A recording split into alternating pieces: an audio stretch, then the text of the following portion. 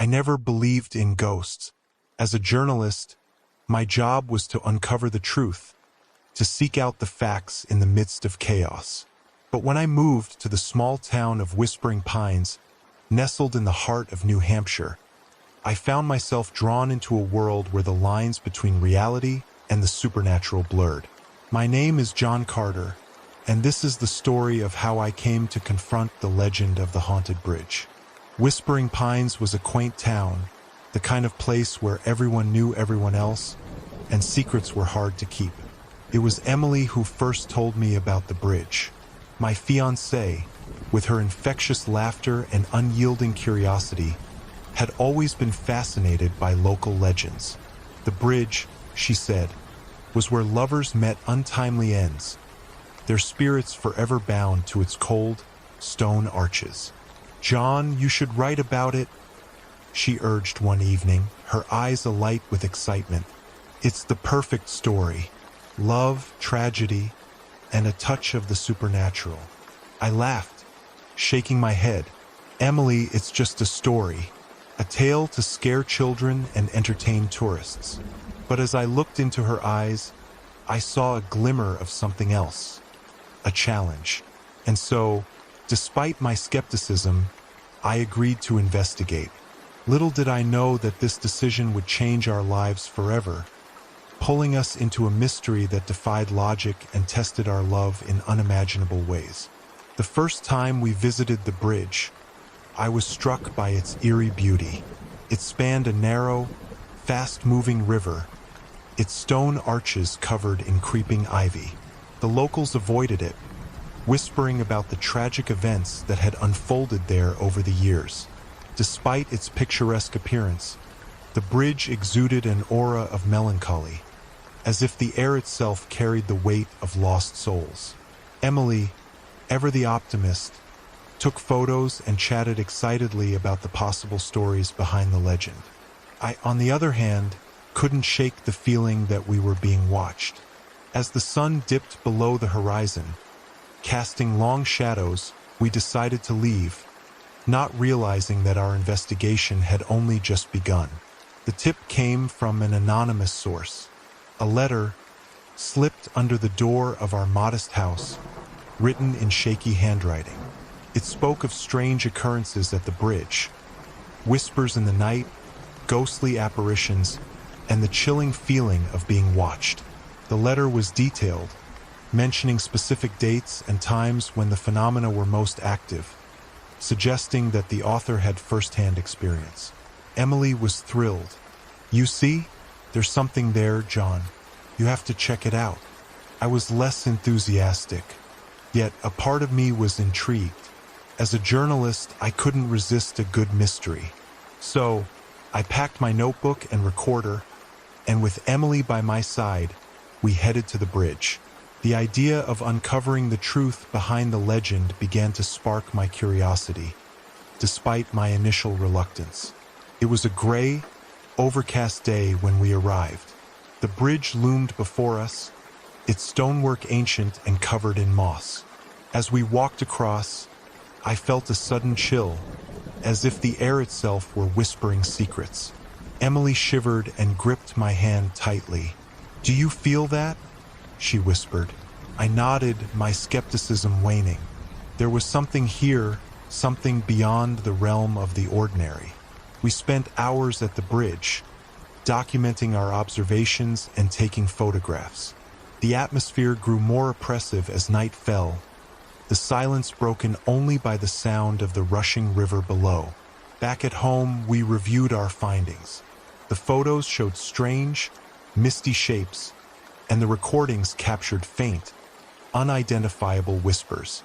Emily was convinced we were on the brink of a major discovery, but I couldn't help but feel a growing sense of unease. What had we stumbled upon?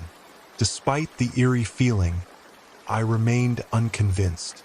We returned home, and I pored over my notes, trying to find a rational explanation. Emily, however, was certain we were onto something.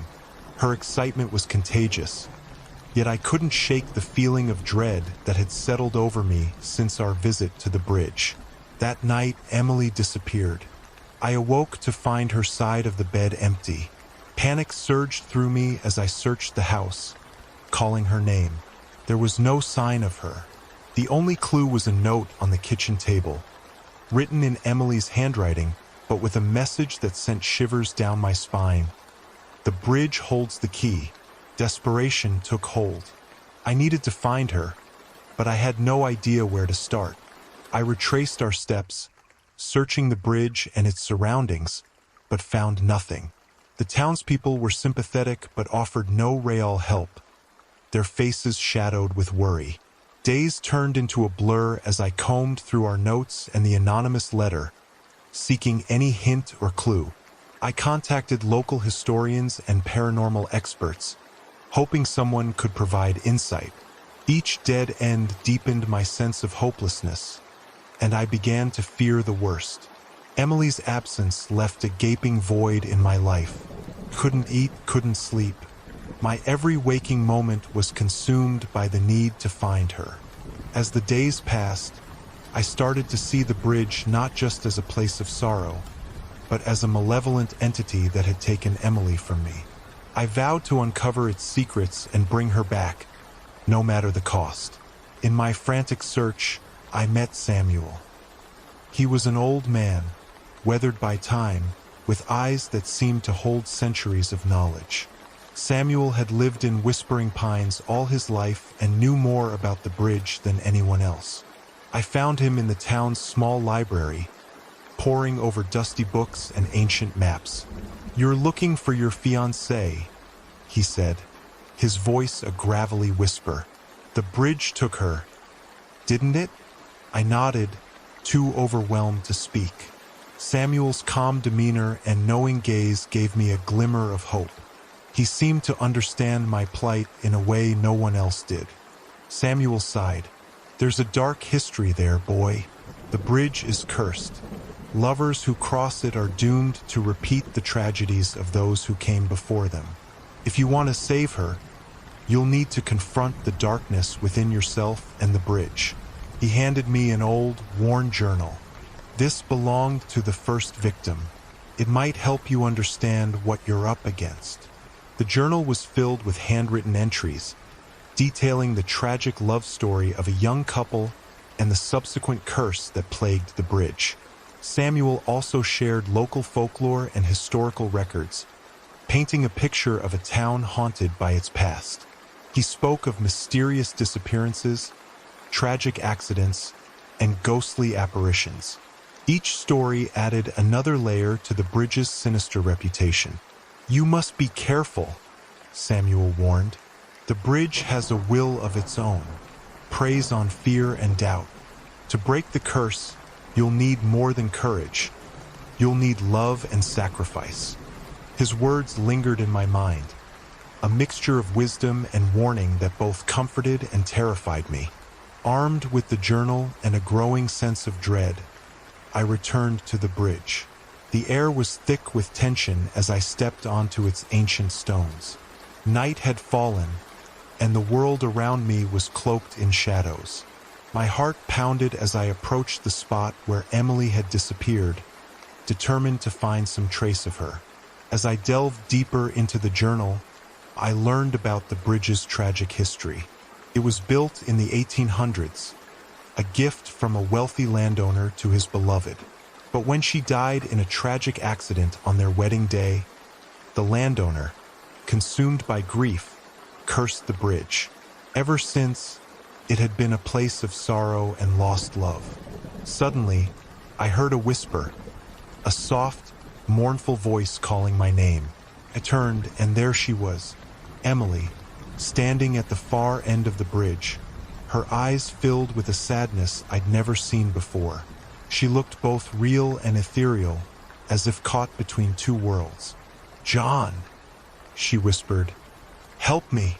I rushed towards her, but as I did, the bridge seemed to come alive. Shadows moved, the air grew colder, and a sense of impending doom enveloped me. Emily's form flickered, and I knew that reaching her wouldn't be as simple as it seemed. The bridge's curse was more powerful than I had imagined. Desperate, I called out to her, but she faded away, leaving me alone on the bridge. The realization hit me hard. I was not just fighting for Emily. I was battling a force that thrived on tragedy and despair. My resolve hardened. I would not let the bridge claim her, no matter what it took. As I moved toward Emily, a cold wind whipped around me, and shadows began to take form. Dark, twisted figures emerged, their eyes glowing with malevolence.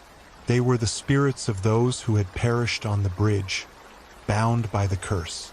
Each one bore the marks of their tragic end, their presence a stark reminder of the bridge's history. I fought my way through the spectral onslaught, my heart pounding with fear and determination. Along the way, I encountered townsfolk who had their own stories of the bridge. They became my allies, providing insights and guidance that proved invaluable. There was Mrs. Hargrove, the town historian, who lent me old newspaper clippings and personal diaries of those affected by the bridge. Then there was Tom, the local fisherman, who had seen strange lights and heard eerie sounds near the bridge on many occasions. Their stories, filled with sorrow and resilience, added depth to my understanding of the bridge's curse. But there was also an enemy, Mark, an old rival from my past, who sought to exploit the curse for his own gain. Mark and I had a contentious history. He had always been envious of my career and my relationship with Emily. When he learned about my investigation, he saw an opportunity to undermine me and gain notoriety for himself. Mark's interference complicated my journey. He spread rumors in town, casting doubt on my motives and even trying to discredit Samuel's knowledge.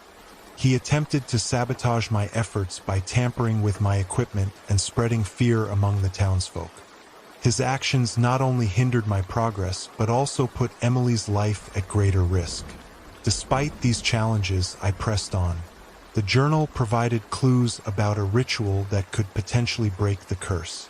It required gathering specific items from the bridge's history: an old locket, a piece of the original stonework, and a vial of river water collected under a full moon.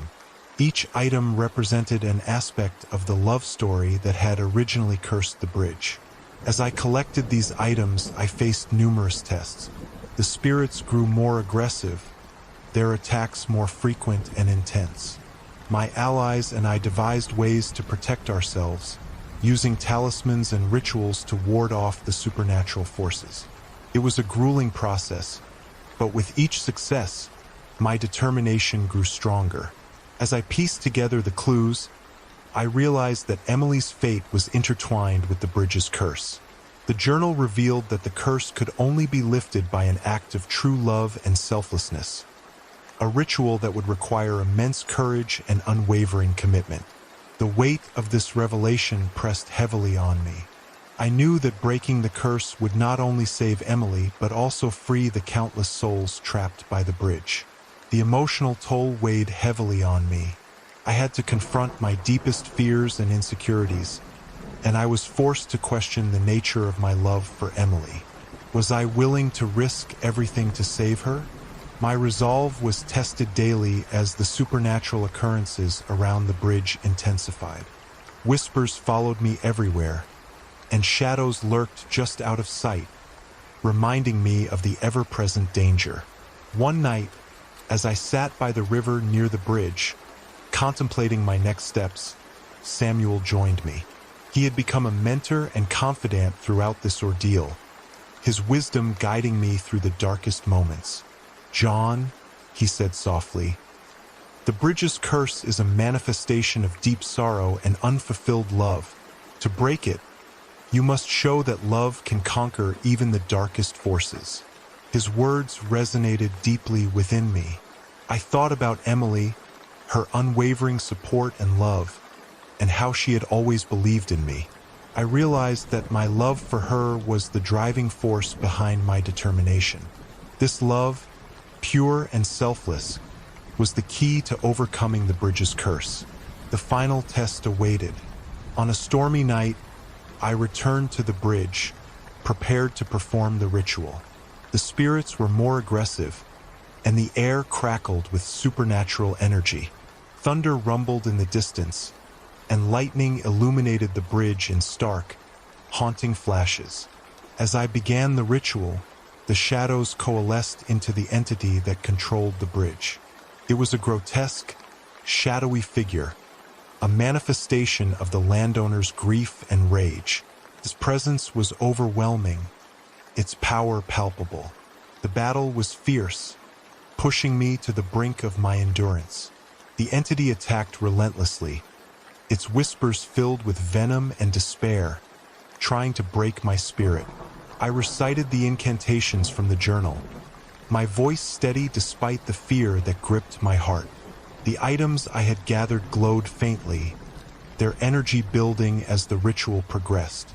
The entity shrieked in agony, its form flickering as the power of the ritual took hold. In the midst of the chaos, Emily's voice broke through the din. "John, you can do this. I believe in you." Her words gave me strength, bolstering my resolve. I poured every ounce of love and determination into the ritual, focusing on the bond that had brought us together.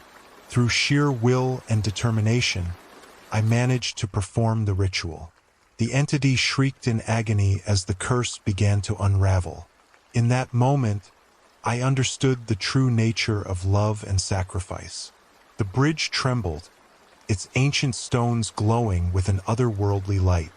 The spirits of those who had perished appeared, their forms shimmering as the curse that bound them was lifted. Emily appeared before me, her form shimmering with ethereal light. She smiled, a look of peace on her face. "You did it, John. You saved us all." Tears streamed down my face as I reached out to her. "Emily, I love you. I would do anything for you." She nodded, her eyes filled with love and gratitude. "I know, and that's why you succeeded." As the curse lifted, the bridge transformed. The oppressive atmosphere dissipated, replaced by a sense of calm and serenity. The spirits, now free, drifted away, their expressions of sorrow replaced with peace. The weight that had hung over Whispering Pines for generations was finally lifted. With the curse broken, Emily and I returned to the world of the living. The bridge, once a place of sorrow, was now a symbol of hope and renewal. The townsfolk rejoiced, and the spirits were finally at rest. The change was palpable. The air seemed lighter, the colors brighter. The once ominous bridge had become a place of reflection and remembrance. But the journey was not over. The experience had changed me, and I had to reconcile my new understanding with my old life. I spent days reflecting on the events that had transpired, the lessons learned, and the strength of the bond between Emily and me. Our love had been tested and proven unbreakable, a beacon of light in the darkest of times. The townsfolk, once wary of the bridge, began to see it as a part of their heritage. They organized a ceremony to honor those who had been lost and to celebrate the lifting of the curse. Emily and I were invited to speak, and as we stood on the bridge, surrounded by the community, I felt a deep sense of connection and belonging. Emily and I decided to stay in Whispering Pines, feeling a newfound appreciation for the town and its history. We worked together to document the bridge's story, turning it into a book that would ensure the memories of those who had suffered would not be forgotten. Our bond grew stronger with each passing day, a testament to the power of love and resilience. The final confrontation with Mark revealed his true intentions. He had sought to use the bridge's power for his own gain, but with the curse broken, his plans were thwarted. In a climactic battle, I faced him one last time, emerging victorious. Mark's desperation had driven him to dangerous lengths, and he attempted to disrupt the ceremony by invoking the bridge's lingering energies. Emily and I confronted Mark on the bridge, the air crackling with tension. "This ends now, Mark," I said firmly. "The curse is broken, and you have no power here." Mark sneered, his eyes filled with malice. "You think you can stop me? I'll show you what real power looks like." As he attempted to tap into the remnants of the bridge's energy, a blinding light enveloped the area. The spirits, now free, intervened, their presence overwhelming Mark. The energy he sought to control turned against him, and he was consumed by his own ambition. With Mark's defeat, the last vestiges of the curse were dispelled. The bridge, now truly at peace, stood as a testament to the power of love and the resilience of the human spirit. The townsfolk, who had gathered to witness the confrontation, cheered as the final traces of darkness faded away. With peace restored, Emily and I began to rebuild our lives. The bridge, now free of its dark past, became a place of reflection and remembrance. Our love had been tested and strengthened, and I emerged from the ordeal with a renewed sense of purpose. We dedicated ourselves to helping the community heal and move forward, turning the bridge into a symbol of unity and hope. Whispering Pines embraced its history, turning the legend of the haunted bridge into a story of love, sacrifice, and redemption. The town thrived, with new families moving in and old wounds healing. Emily and I worked with the townsfolk to create a memorial at the bridge, honoring those who had been lost and celebrating the resilience of the community. As for me, I continued to seek out the truth, forever changed by the journey that began on a small stone bridge in New Hampshire. The experience had taught me the power of love and the importance of confronting one's fears.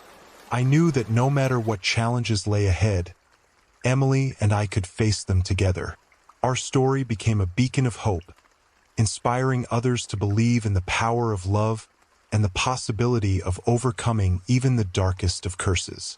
And as I stood on the bridge, holding Emily's hand, I knew that we had not only broken a curse, but had also forged an unbreakable bond that would endure for all time.